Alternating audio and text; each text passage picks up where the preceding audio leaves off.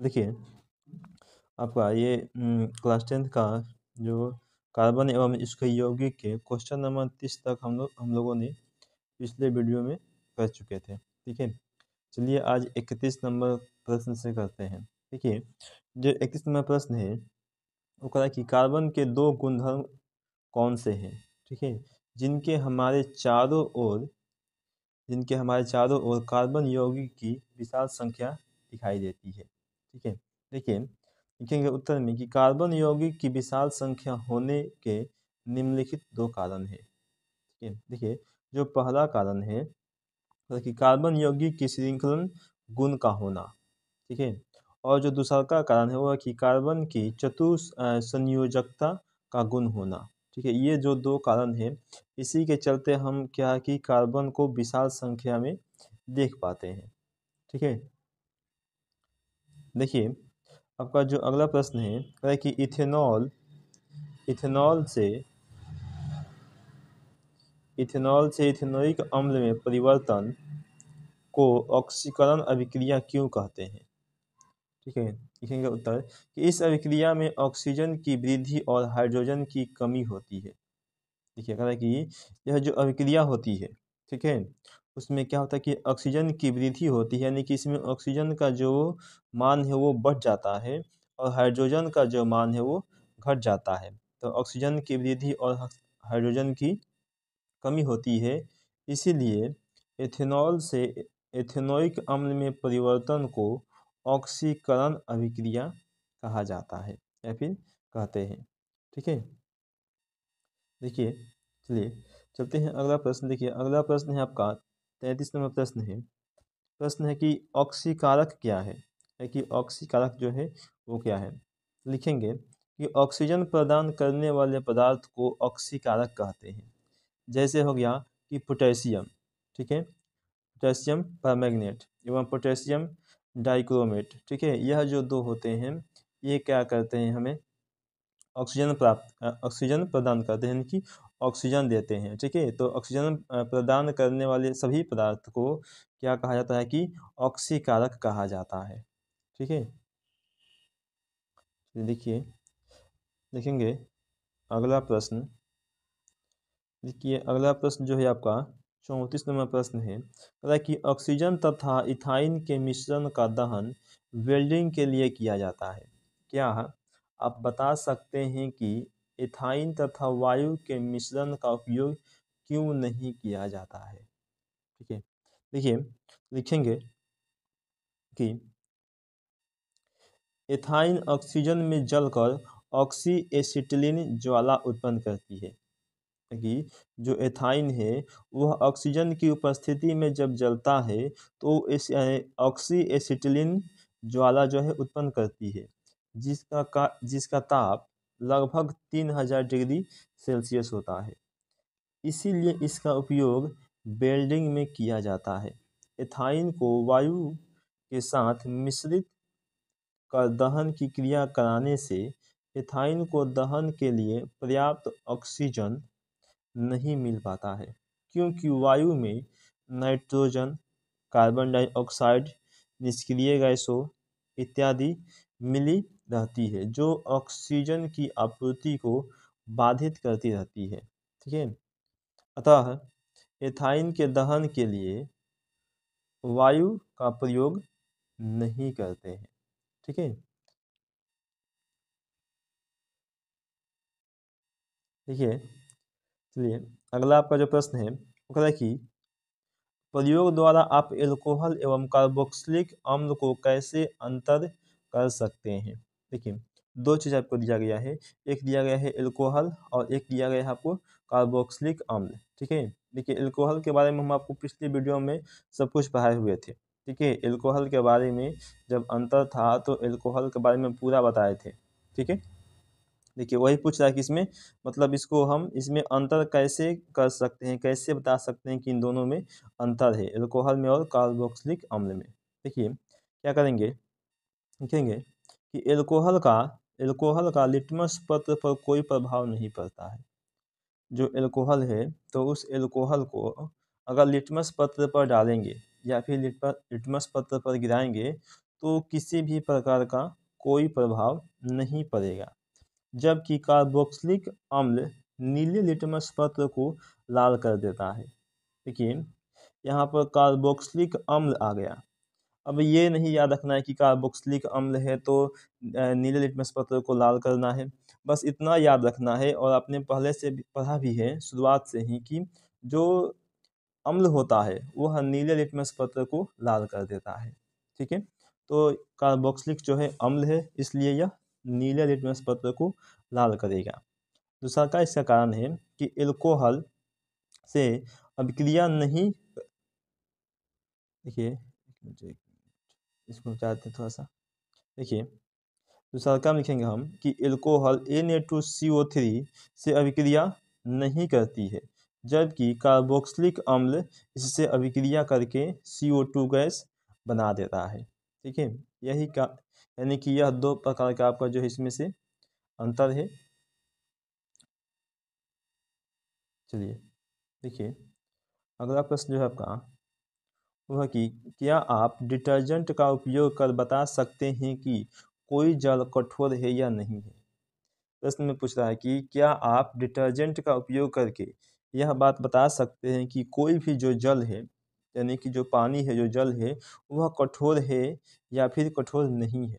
ठीक है, देखिए लिखेंगे कि नहीं, क्योंकि डिटर्जेंट कठोर एवं मृदु जल के साथ एक समान रूप से झाग बनाता है एवं सफाई का कार्य करता है।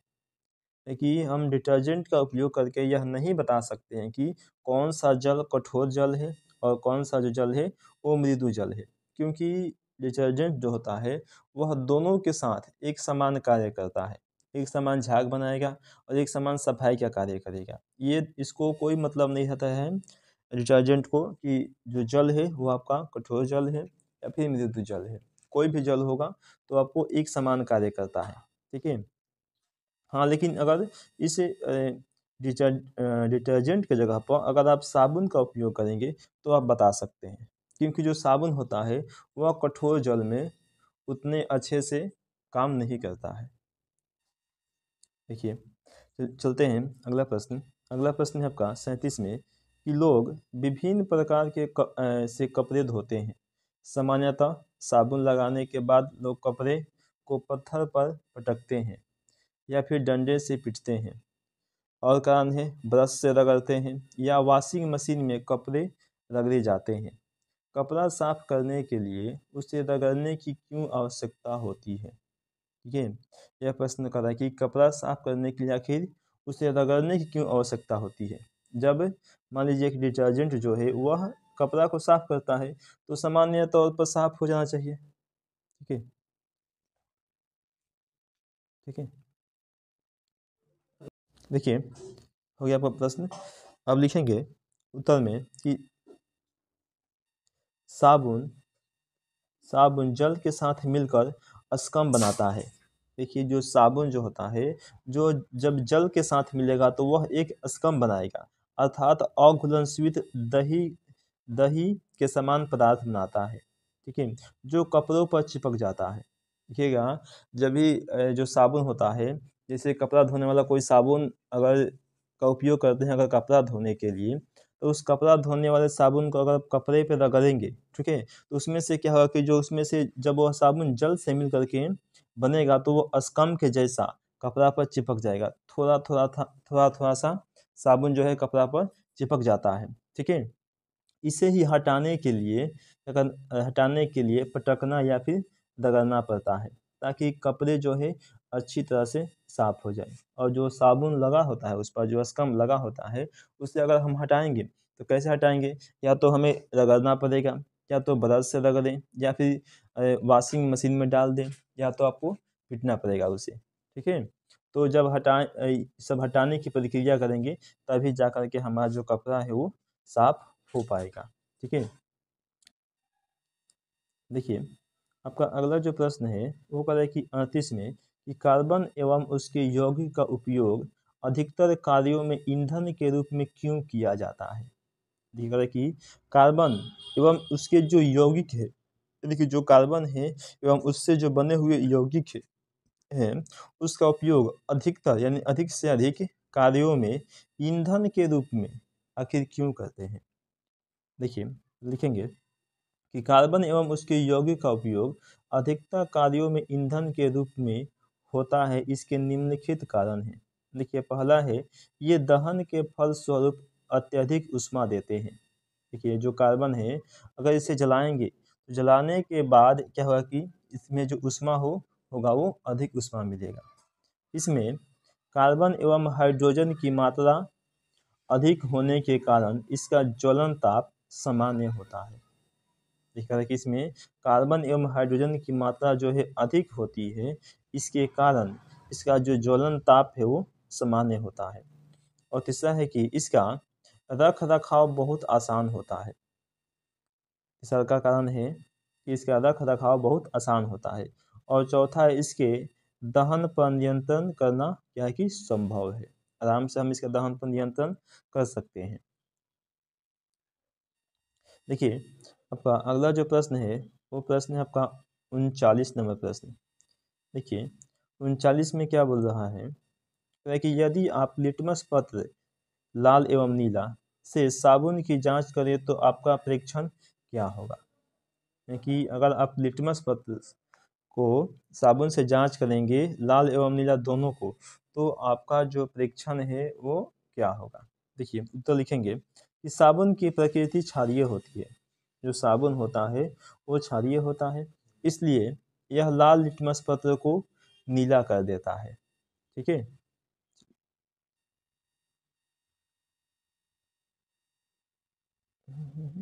देखिए अगला प्रश्न आपका 40 नंबर का है कि मक्खन एवं खाना बनाने वाले तेल के बीच रासायनिक अंतर समझाने के लिए एक परीक्षण बताइए। है कि मक्खन एवं खाना बनाने वाले तेल के बीच रासायनिक अंतर समझाने के लिए हमें एक परीक्षण बताना है। ठीक है, एक विधि बतानी है। देखिए जानेंगे कहता है कि हम जानते हैं कि मक्खन संतृप्त हाइड्रोकार्बन एवं खाद्य तेल असंतृप्त हाइड्रोकार्बन है। देखिए जो मक्खन होता है वो संतृप्त हाइड्रोकार्बन होता है एवं जो खाद्य होता है वो असंतृप्त हाइड्रोकार्बन होता है। संतृप्त और असंतृप्त दोनों आपको बता चुके हैं कि ये दोनों क्या होता है, शुरुआत में ही बता दिए हैं। ठीक है, दो अलग अलग प्रखनली में मक्खन एवं खाद्य तेल की थोड़ी थोड़ी मात्रा लेते हैं।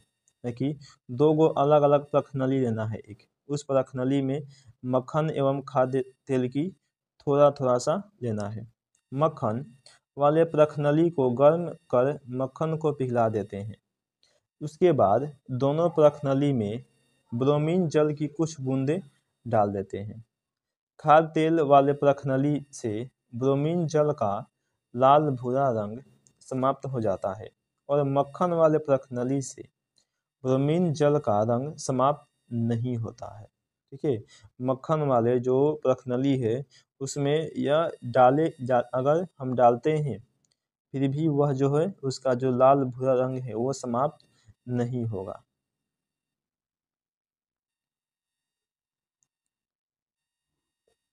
देखिए ये आपका हाल ही फिलहाल का है, 2023 में पूछा हुआ है, एनसीईआरटी का प्रश्न है आपका। देखिएगा कि भोजन को दुर्गंधित होने से रोकने के लिए क्या क्या उपाय किया जा सकता है।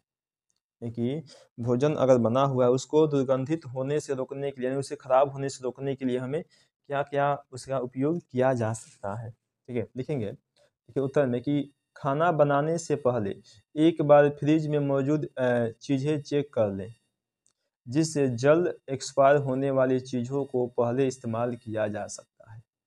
देखिए यानी कि अगर खाना बना रहे हैं तो खाना बनाने से पहले अगर फ्रिज में कोई चीज़ रखी हुई है जो मान लीजिए कि एक दिन दो दिन पहले से रखी हुई है, ठीक है, तो यानी कि जो ख़राब होने वाला चीज़ें हैं उसे पहले उपयोग कर लेना चाहिए, ताकि जो है ख़राब होने वाली जो चीज़ें हैं वो बच सके, उसका इस्तेमाल किया जा सके। इसके साथ ही बची हुई दाल और सब्जी का इस्तेमाल आप पराठे में या फिर पूरी में कर सकते हैं। ज़्यादा पके हुए फलों से स्मूदी और जूस तैयार किया जा सकता है। कि जो ज़्यादा पके हुए फल है उससे हम जूस बना सकते हैं।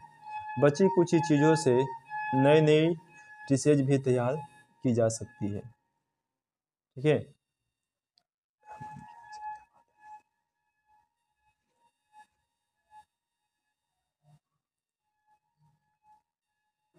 देखिए, देखते हैं अगला प्रश्न आपका है 42 नंबर प्रश्न अगला कि भूमिगत जलों के किन्हीं दो लाभों को उल्लेख कीजिए।